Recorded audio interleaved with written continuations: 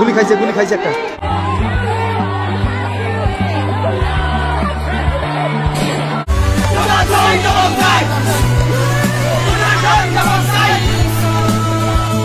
Real superhero আমি সালাম, রফিক, শফিক, জব্বারকে দেখিনি, দেখেছি আবু সাইদ ভাইকে। পুলিশের গুলির সামনে বুক পেতে দিয়েছেন, দেশের জন্য নিজেকে উৎসর্গ করে দিয়েছেন। স্যালুট ভাই আপনাকে, মন থেকে আপনার জন্য ভালোবাসা ও দোয়া।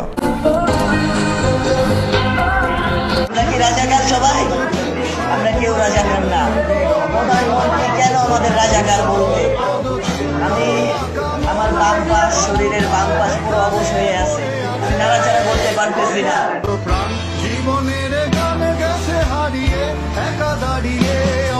ভাই ছাত্ররা কখনো রাজাকার হয় না, ইতিহাসের কোনো ছাত্রই রাজাকার ছিল না। ছাত্ররা হচ্ছে দেশ গড়ার কারিগর, আর আপনারা 2024-এর শহীদ যোদ্ধা। আর কত তাজা প্রাণ ঝরলে তাদের হিংস্রতা বন্ধ হবে। অধিকার ফিরে পাওয়ার যুদ্ধে হওয়া শহীদদের জন্য আমাদের মন থেকে ভালোবাসা ও দোয়া, তারা যেন ওপারেতে ভালো থাকেন। গাইস, আজকের ভিডিওটা কোনো মজার ভিডিও নয়। এখানে দেখতে পাবেন বাংলাদেশের কিছু কালো অধ্যায়, কিছু মানুষরূপী অমানুষের হিংস্রতা আর তার প্রতিবাদ, যেগুলো দেখে আপনার শরীরে রক্তক্ষরণ শুরু হবে। চলুন শুরু করা যাক।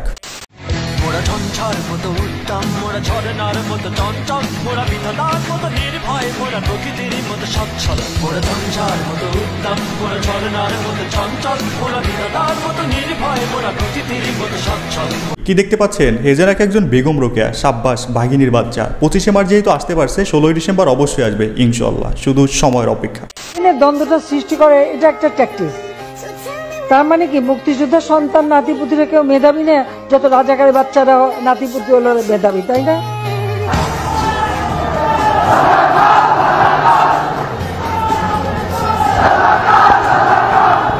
চেয়েছিলাম অধিকার, হয়ে গেলাম রাজাকার। পা চাটলে সঙ্গী, না চাটলে জঙ্গি। যদি চাও অধিকার তাহলে হয়ে যাবে তুমি রাজাকার। স্বাধীন দেশে নিজের প্রাপ্যটুকু বুঝে নেওয়ার নামই যদি হয় রাজাকার, তাহলে আমরা সবাই রাজাকার হতে চাই।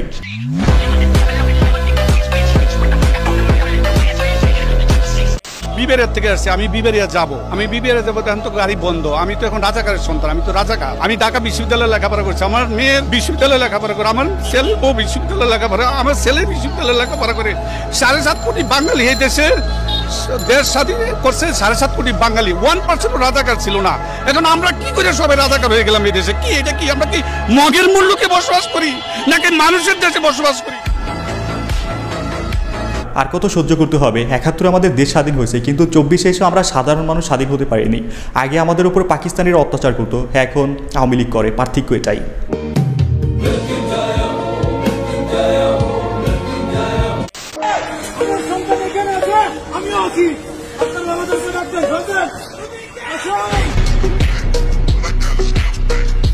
অধিকার আদায় শুধু সন্তান নয়, বাবাও রাস্তায় নেমে আসছে। এমন বাবাদেরকে স্যালুট, তারা জাতির গর্বিত বাবা।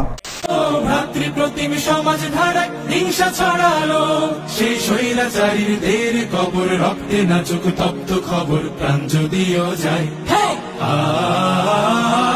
আয় তারুণ্য আয়, আয় তারুণ্য আয়, আয় অগ্নিগিরির লাভার মতো উদ্গিরিত হই। আদৌ কি এটা স্বাধীন বাংলাদেশ? কি দেখার কথা ছিল, কি দেখছি, কি শোনার কথা ছিল, কি শুনছি। স্বাধীনতার 53 বছর পরে এসেও আমরা সেই স্বাধীনতাকে খুঁজছি।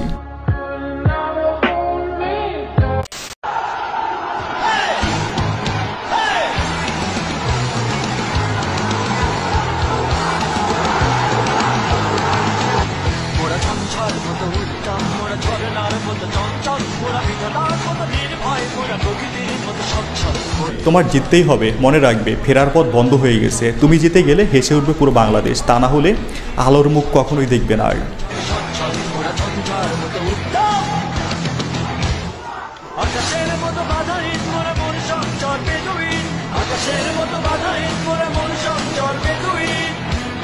এরকম দিন দেখার জন্য আমার মা আমাকে জন্ম দেয় নাই, এরকম দিন দেখার জন্য 71-এ স্বাধীন হয় না, এরকম দিন দেখার জন্য আমরা 52 ভাষা আন্দোলন করি না।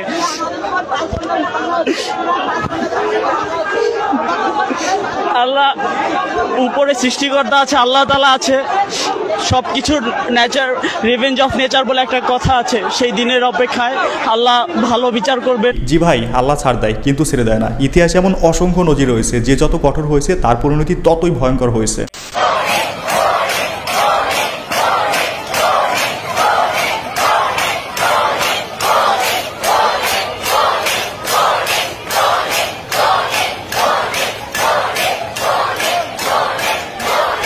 একটা সময় বাংলাদেশে পাখানাদার বাহিনীদেরকে ঘৃণা করা হতো, তাদেরকে খুনি বলা হতো, কিন্তু সময়ের পরিবর্তনে আজ পুলিশে তাদের ভার্সন 2 হয়ে আসছে।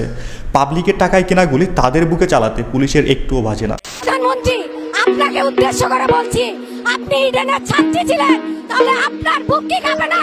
আপনার বোনদের কিভাবে তারা কালকে মারছে? আপনার লজ্জা থাকলে আপনি বলতেন কেন ইডেনের মেয়েদেরকে ভাবে মারা হচ্ছে? আপনার বাবা যে দেশ স্বাধীন করে গেছে, সেটা কি আসল স্বাধীন না নামে স্বাধীন? যে দেশের প্রধানমন্ত্রী একজন নারী আর সে দেশেই নারীদের সম্মান নেই, এটা বড়ই লজ্জাজনক। বাট আমাদের সমাজে কিছু মানুষ লজ্জা নামক শব্দটাই ভুলে গেছে, তাদের ক্ষেত্রে এটা অর্থহীন। সবাই কোটার পুলিশ, সবাই কোটার পুলিশ। আমি আপনার বিশ্ববিদ্যালয়ে জানতে পারি, এক্সকিউজ মি, আমি আপনার আপনি কি বাবা ঢাকা বিশ্ববিদ্যালয়ে পড়তেন? আপনি ঢাকা বিশ্ববিদ্যালয়ে পড়তেন? ভাই আমার দিকে তাকান ভাই, কত অফিসে আপনার লজ্জা লাগে না ভাই? ছেলে মেয়েগুলোর দিকে তাকান তো, কোনো লজ্জা লাগে না? কালকে খাইছি মায়ের যাতে মাই না গাই, বুকের দিকে ধাক্কা না গাই, বুঝেন এগুলা? এই আপনারা কি পড়াশোনা করেন? দ্য রিয়েল কুইন, অন্যায়ের বিরুদ্ধে এভাবে চোখে চোখ রেখে প্রতিবাদ হোক। আর 10ম শ্রেণী পাস পুলিশ কিভাবে বিশ্ববিদ্যালয়ের শিক্ষার্থীদের প্রশ্নের উত্তর দিবে, পাশে দাঁড়িয়ে আছে, এটাই তাদের ভাগ্য। এবং তারা শিক্ষার্থী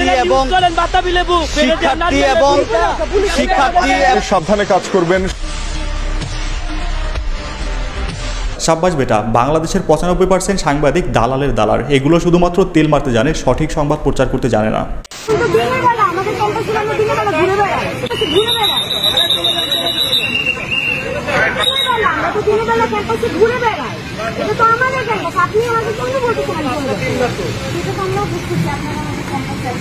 আপনারা আমাদের ক্যাম্পাসের দেশ, আপনারা বুঝতেছেন না? এটা তো আমাদের ক্যাম্পাস, এটা দিন। এখন আমরা ঘুরবো, আমাদের জন্য দাঁড়া বসছেন, কোথায় যাবো বলেন? কোথায় যাবো বলে? কেন যাবো? আমাদের ক্যাম্পাস না, আমাদের ক্যাম্পাস।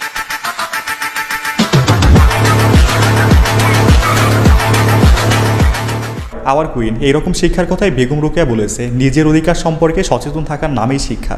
এরকম বজ্রকণ্ঠী মেয়েদেরকে স্যালুট। আন্দোলন ঠিক আছে, ওরা 20 বছর পড়ালেখা করে, 24 বছর পড়ালেখা করে ওদের অধিকার না পায়, আর যে নাকি 16 বছরও পড়তে পারে না, সে টাকার গরমে চাকরি পায় দেয়। বিসিএস ক্যাডার, ওর তো যোগ্যতা সরাসরি জানে না ওই যে ও কেন বিসিএস ক্যাডার।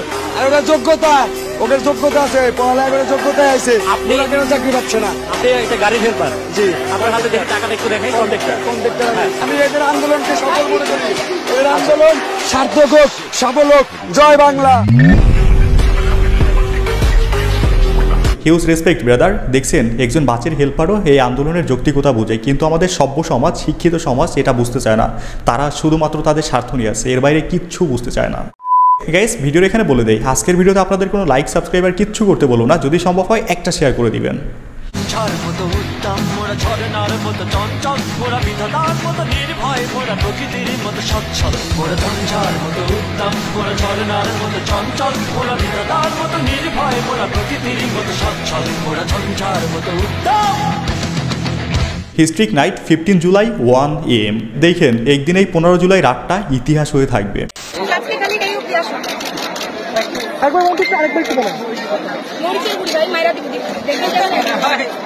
আজকে এই পন্থা অবলম্বন করার কারণ কি আপনি? এই যে বন্ধু করে বলি কেন কারণ এটা একটা দেখা। এই যে কালকে এখানে 8টা কাজ করে মোচড় দিছে, বুঝছেন তো? আজকে তো হাত দিয়ে ঘুরবো, মোচড় দিতে হাত ধরে মোচড় দিছে, মানে দূর থেকে লাঠি দিয়ে বাড়ি না, হাত ধরে মোচড় দিছে। আর আমার নিজের মধ্যে বাড়ি বাড়ি, আজকে আমি চাচ্ছি ধারে কাছে সেরকম করে হাতাতে করি। এই জন্য নিয়ে বোতলে কি এগুলো আসলে? মরিচের গুঁড়া। হ্যাঁ, ঠিক আছে, আত্মরক্ষার অধিকার সবার আছে। কে বলে মেয়েদের বুদ্ধি নেই? এই দেখুন, আমাদের বোনেরা তাদের অধিকার ছিনিয়ে আনতে পারে।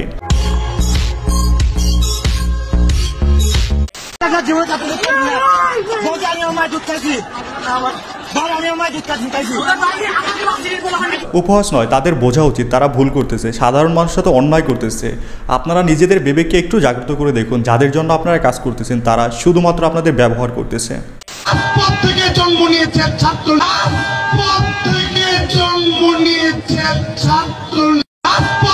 জন্ম নিয়েছে। হ্যাঁ, এইবার ঠিক আছে।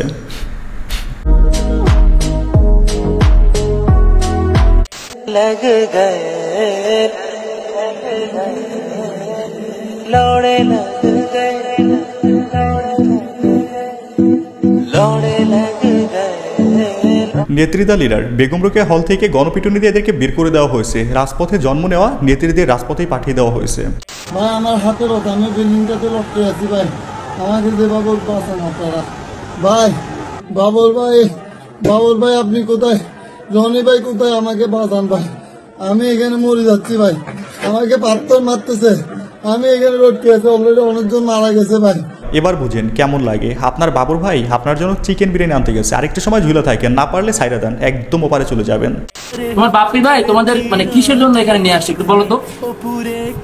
বলছে যে আসছি আমরা, আসার পরে যে দেখি যে মারামারি তখন ভাই বলছে যে যত ভালো। এই হচ্ছে একটা পিতৃ পরিচয়হীন টোকাই, শুধুমাত্র একটা পোস্টের আশায় হিংস্র জানোয়ারের মতো হয়ে উঠেছে। এরা দেখতে মানুষের মতো হলেও এরা আসলে মানুষরূপী অমানুষ।